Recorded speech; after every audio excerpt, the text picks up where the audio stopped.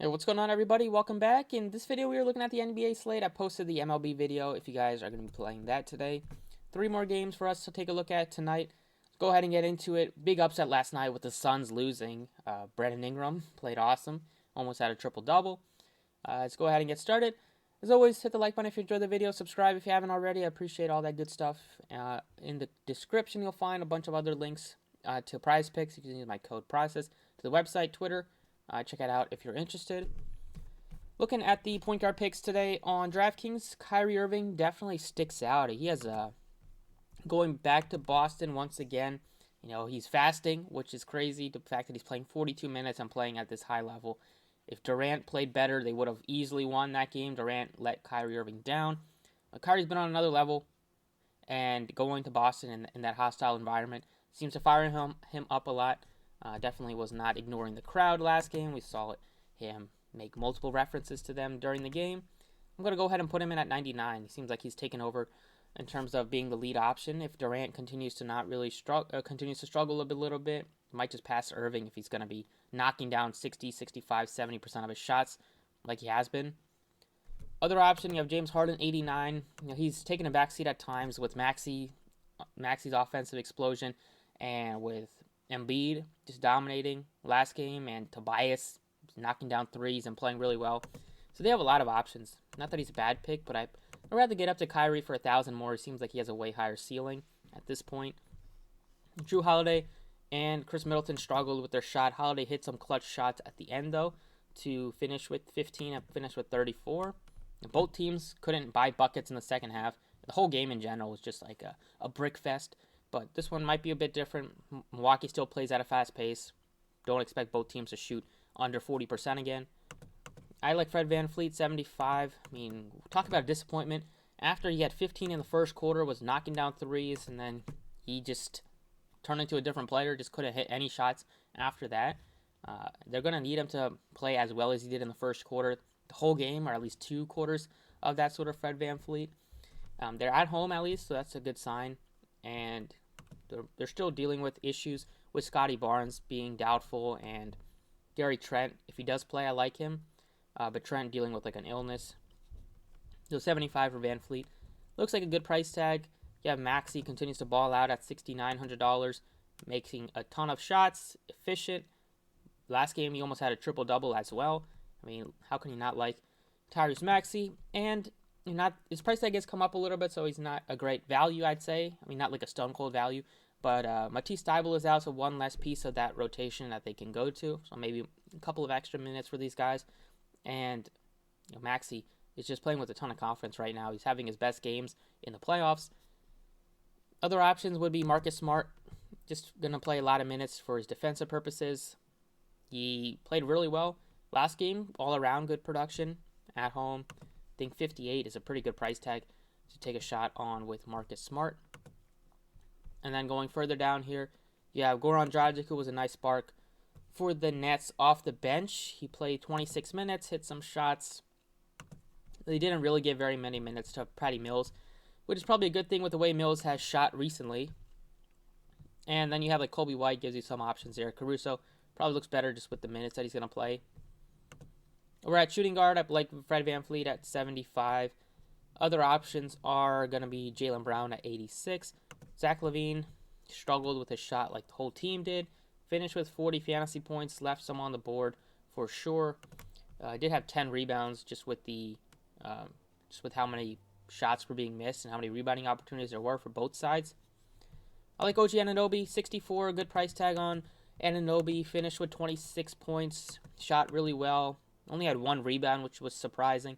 But he's going to play big minutes. He was dealing with some foul trouble early.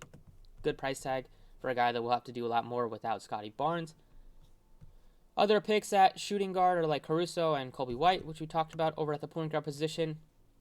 Small forward, you have Chris Middleton is pretty affordable at 74, but struggled really badly with the shot. 4 of 13 for him, just 11 points. Definitely think he'll bounce back. You can also take a shot on Seth Curry at $4,500. It's pretty affordable. And then Gary Trent, if he does play and we know that he's like healthy, then $5K for him looks pretty good. And then I don't mind getting to Danny Green because he's going to play big minutes for them today without Thybulle. Thibault was starting for most of the season, and then Danny Green was backing him up. But recently we see Danny Green being in the starting lineup, and now that Thibault's not able to play in Toronto, Danny Green should get more minutes today. I think he looks like a great value pick at only $3,600. Over at power forward, we are looking at Giannis at the top end, 10.9. Durant is affordable at 10K as well. It's basically trying to pick between Durant or Kyrie.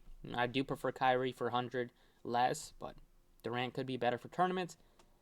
And then you have Tatum, who played really well for the Celtics, had the game winner. 45 minutes for him, 45 out of 48 minutes for Tatum. Crazy how many minutes these guys are playing in the playoffs, but that's definitely to be expected. Tobias is playing at another level right now, really hitting shots, playing confidently, and should get some extra minutes without Thibault there. And then you couldn't look to like Boucher maybe off the bench, but that's kind of it at the position for me. Moving on to center. Top end, you have Embiid at 10.6. He looks great. Wanted to go a bit cheaper. You can take a shot on like Vucevic. Took 27 shots, but he only made 9 of them. Not very often you see a center shoot under 40% for 5 straight games like Vuce does. He takes a lot of threes unlike some of these other centers, but he's also missed so many point-blank layups like last game. Missed a few right at the end of the game. That hurt the team a lot. But I will side with him at this price tag. Going to get a lot of rebounding opportunities, and the price tag is still reasonable at 73. They're going to need him out there because Thompson is going to get burned, and they're going to need a big like Vuce to play high 30s, low 40s in minutes. And then over at the guard position, you have some options in the mid-range, but taking a shot on a Boston Celtic, I feel best about Marcus Smart just based on the price tag. How many minutes he's going to play, still leaves you with a good amount left, a little under 5K left, like $4,700 left. Last couple of spots, Smart's going to be on Kyrie for defense purposes, although you probably won't be able to slow Kyrie Irving down if he's shooting lights out, but you still can get you some deflection, some steals, and we'll just play heavy minutes for the team. So that's it for DraftKings. Let's go ahead and talk about FanDuel. All right, over on FanDuel, top end picks, Kyrie is 10.5. Still think he looks good on FanDuel. You can go down a little bit to Van Fleet. A handful of options here. You can still take a shot on Maxey at 75, Smart at 65. Still looks appealing for his price tag. And then looking at maybe Seth Curry, Dragic. I like Curry more than Dragic, so starting. And then going further down, you have Caruso as a potential pick, but should put in Van Fleet so I can put in Kyrie at shooting guard. Over at shooting guard, you're looking at Kyrie as your top end. Other options are Harden, but I'd probably go down to like DeRozan or Brown or Levine instead. Really like the price tag on Chris Middleton at only 68, and that's one of the cheapest price tags we've seen on Middleton. Hopefully he bounces back today. Other options are Gary Trent if he is healthy. Seth Curry, 47. Danny Green just going to have to play high 30s in minutes today without Thibault. And then maybe looking at like Connaughton or Kobe White. We've seen DeSumo not play very much. Over at small forward, top end, Giannis looks awesome. You can go down to Tatum or Durant if you wanted to. I do have some good mid-range options here, like OG Anunoby at 61, Danny Green at 41 as a value pick, and that's kind of it.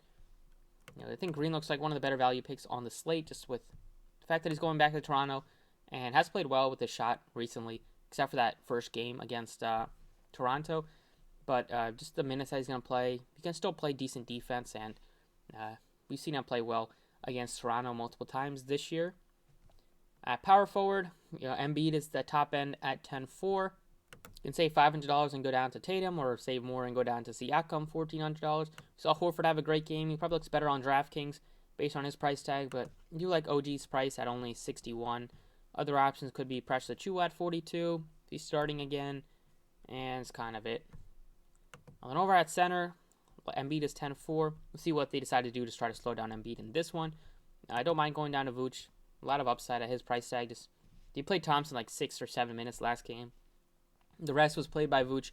Probably going to see something similar because even though Vooch let them down a bit at the end with missing shots, he's still a much better option than Thompson because they have to still guard him at the three-point line, and unlike Thompson, so just makes the spacing a little bit better for the team. And that's kind of it. Maybe look to Brook Lopez as a value at 53. Look at Bobby Portis. Hopefully he's in. Yeah, he's probable. Should be good to go in this one. And that's about it for the video. Best of luck for this NBA slate. Hope you guys win some money, and I'll see you all next time.